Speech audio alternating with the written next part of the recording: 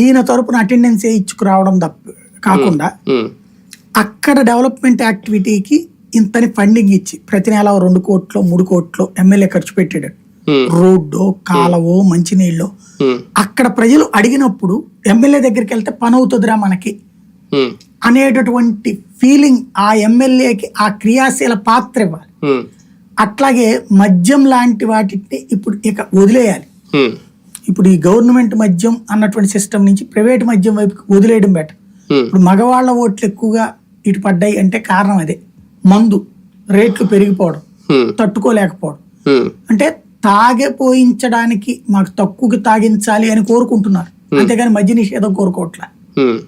మద్య నిషేధం దిశగా ధరలు పెంచి తక్కువ తాగించడం అన్నటువంటిది ప్రభుత్వాల విధానం, చెయ్యాలి. అది ఐక్యరాజ్య సమితి సూచించిన విధానం. మద్యాన్ని దశల వారీగా నిషేధించాలి కానీ ఒకేసారి నిషేధించకూడదని. అందులో ఒక పాత్ర వరకు వెళ్ళి ఫెయిల్ అయ్యాడు జగన్. ఎక్కడ కరోనా టైంలో తాగడం మానేసిన జనాల్ని మళ్ళీ తాగించాడు. కాబట్టి అక్కడ తేడా వచ్చి మనకి చుట్టూతో ఉన్న రాష్ట్రాల్లో తాగుతున్నప్పుడు మన దగ్గర ఆపించడం అనేది కష్టం. దెన్ ఇక దాన్ని నెత్తిన పెట్టుకుని కూర్చోవడం కంటే, ఊరేగడం కంటే దాంతో రచ్చని పక్కన పెట్టేస్తే. ఎన్నికలకు ముందు మద్యం పాలసీ గురించి ఆయన ఇచ్చిన ఒక స్టేట్మెంట్, ఒక ఛానల్కి ఇచ్చిన ఇంటర్వ్యూలో, మద్యం పాలసీ